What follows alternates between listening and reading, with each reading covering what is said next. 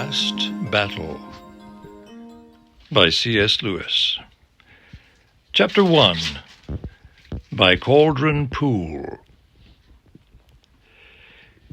In the last days of Narnia, far up to the west, beyond Lantern Waste and close beside the great waterfall, there lived an ape. He was so old that no one could remember when he had first come to live in those parts. And he was the cleverest, ugliest, most wrinkled ape you can imagine. He had a little house, built of wood and thatched with leaves, up in the fork of a great tree, and his name was Shift. There were very few talking beasts, or men, or dwarfs, or people of any sort in that part of the wood. But Shift had one friend and neighbor, who was a donkey called Puzzle. At least they both said they were friends, but from the way things went on, you might have thought Puzzle was more like Shift's servant than his friend. He did all the work. When they went together to the river, Shift filled the big skin bottles with water, but it was Puzzle who carried them back. When they wanted anything from the towns further down the river, it was Puzzle who went down with empty panniers on his back, and came back with the panniers full and heavy. And all the nicest things that Puzzle brought back were eaten by Shift. For as Shift said, "You see, Puzzle, I can't eat grass and thistles like you, so it's only fair I should make it up in other ways." And Puzzle always said, "Oh, of course, Shift, of course, I see that."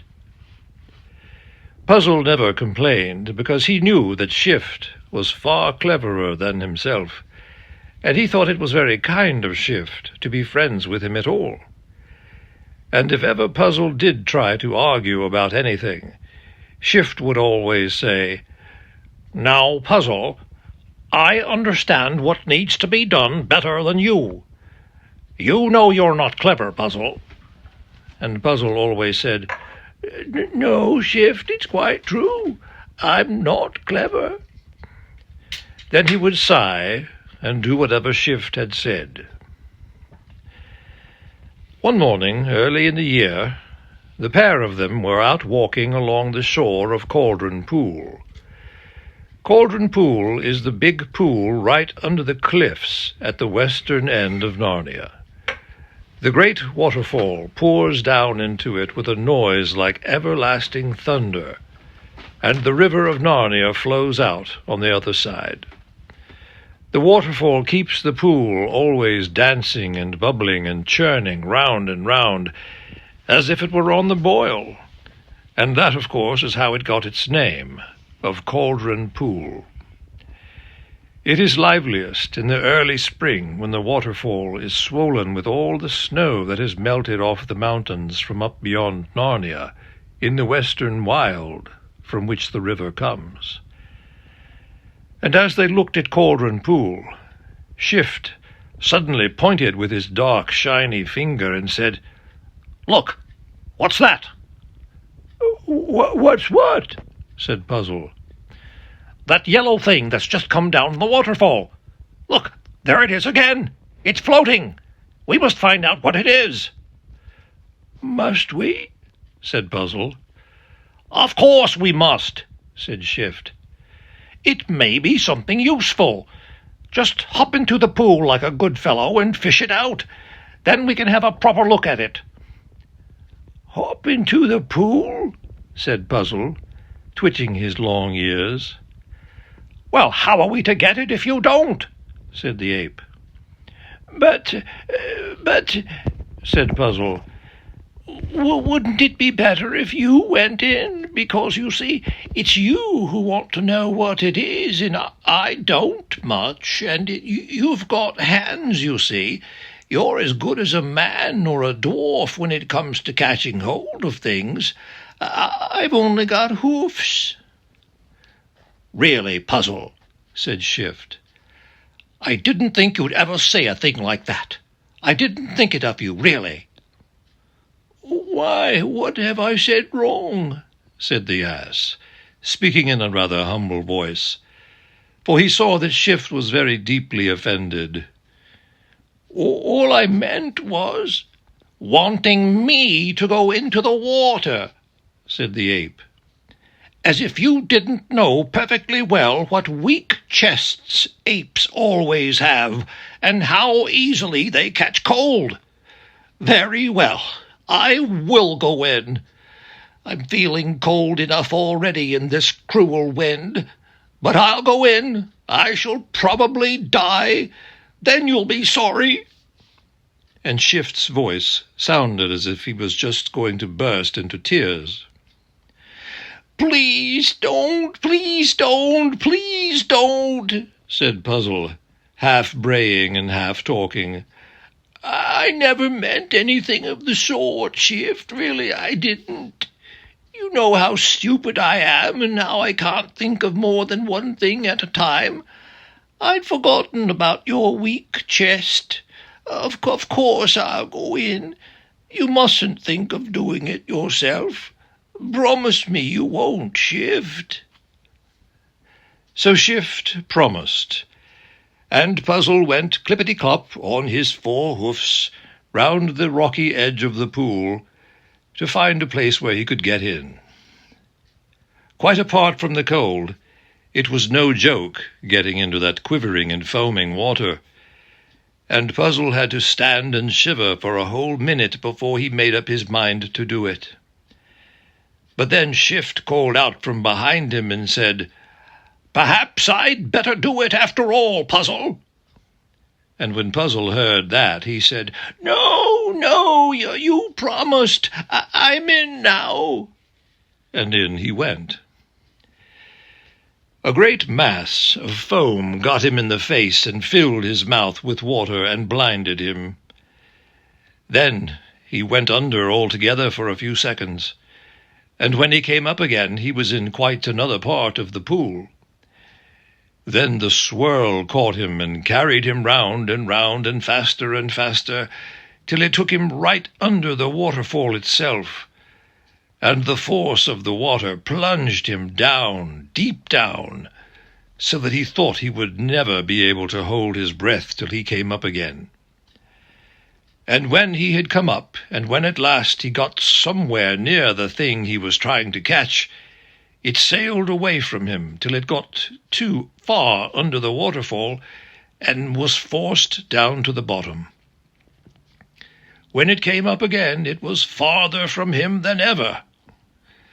But at last, when he was almost tired to death, and bruised all over and numb with cold, he succeeded in gripping the thing with his teeth, and out he came, carrying it in front of him and getting his front hoofs tangled up in it, for it was as big as a large hearth-rug, and it was very heavy and cold and slimy.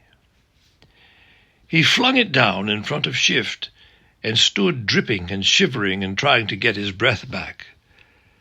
But the ape never looked at him or asked him how he felt.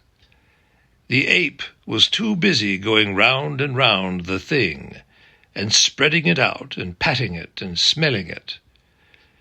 Then a wicked gleam came into his eye, and he said, "It's a lion skin."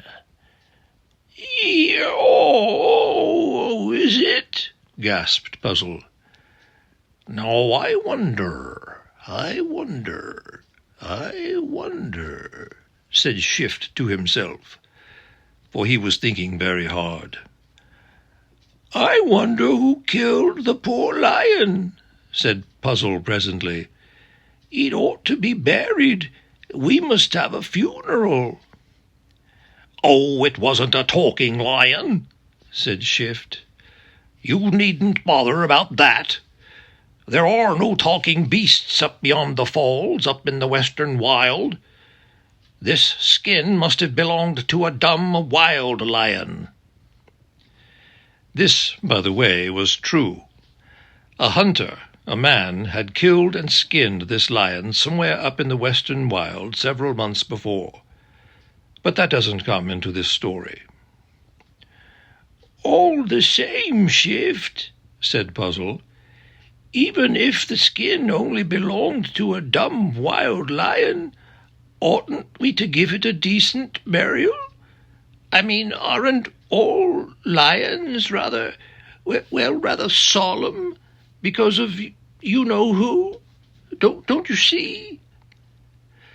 "Don't start getting ideas into your head, Puzzle," said Shift, "because you know thinking isn't your strong point.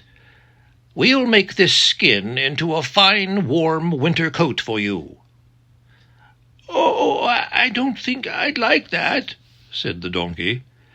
"It would the other beasts might think, that is to say, I shouldn't feel—" "What are you talking about?"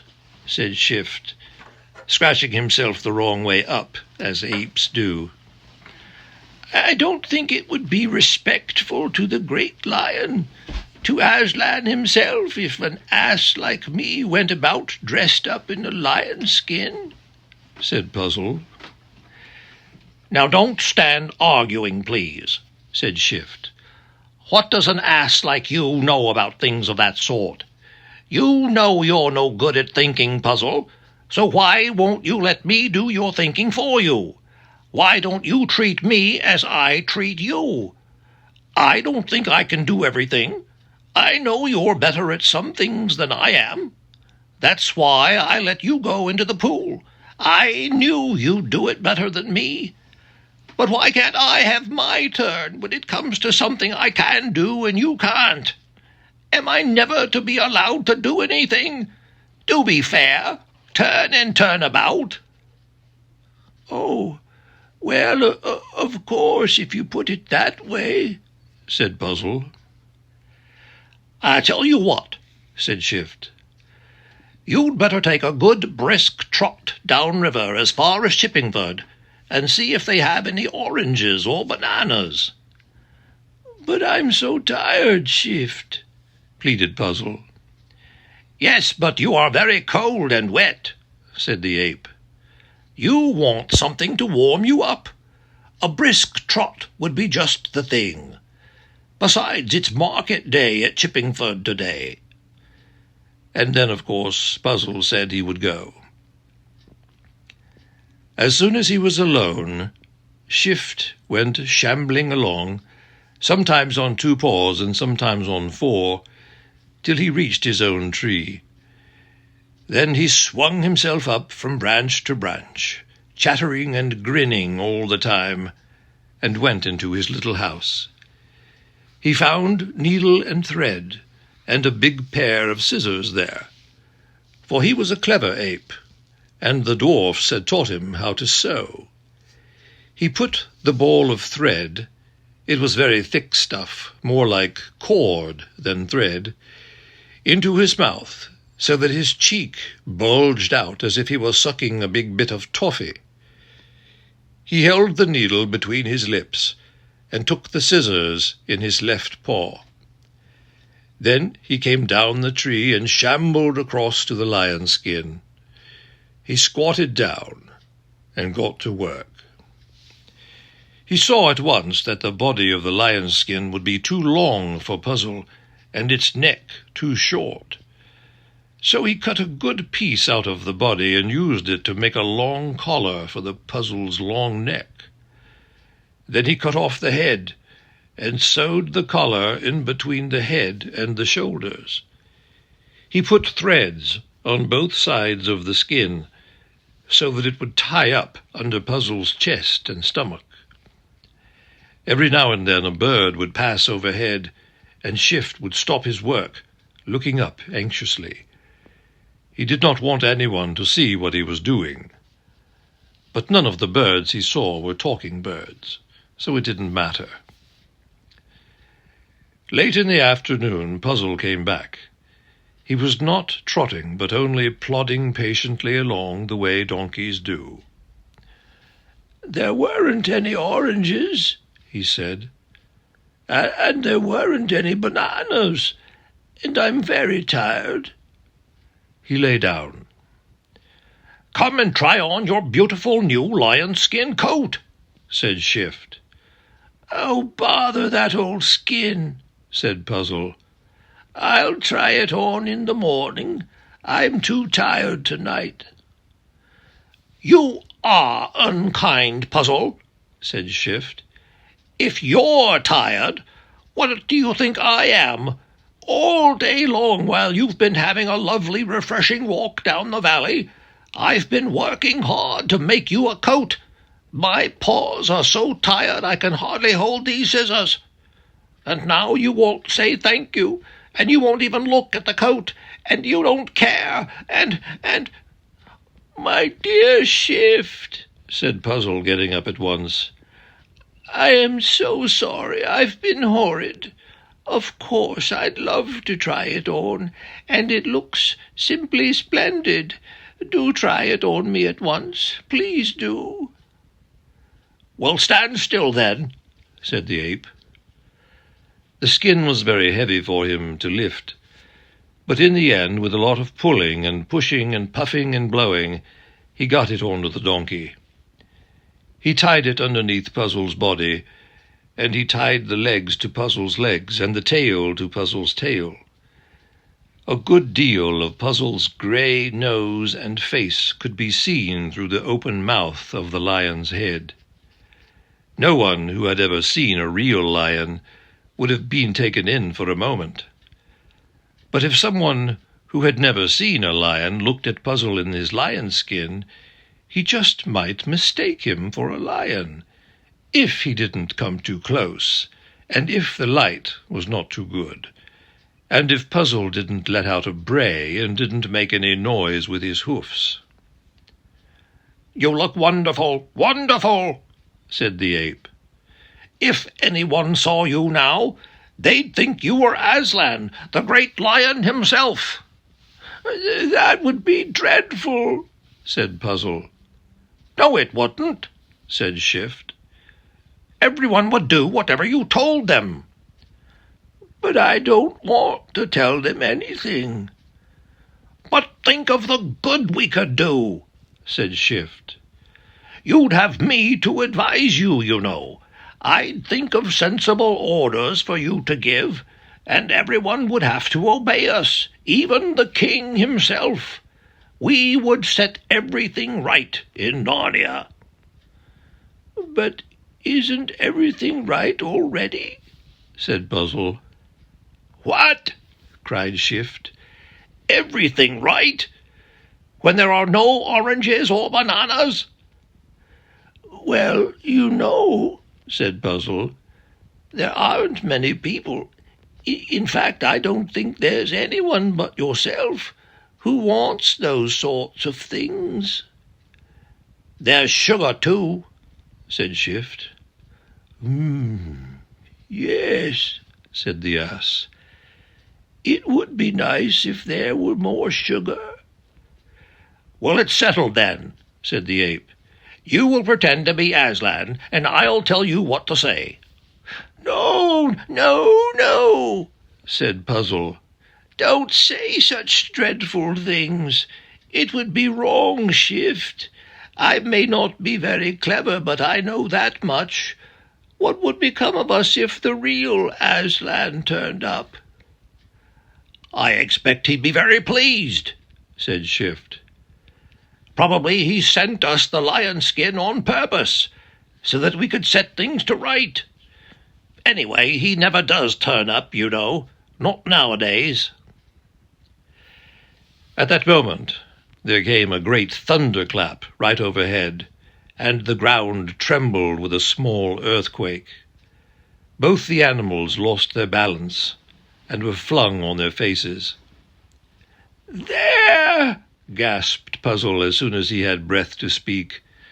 "It's a sign, a warning. I knew we were doing something dreadfully wicked. Take this wretched skin off me at once." "No, no," said the ape, whose mind worked very quickly. "It's a sign the other way. I was just going to say that if the real Aslan, as you call him, meant us to go on with this, he would send us a thunderclap and an earth tremor. It was just on the tip of my tongue, only the sign itself came before I could get the words out. You've got to do it now, Puzzle, and please don't let us have any more arguing. You know you don't understand these things. What could a donkey know about signs?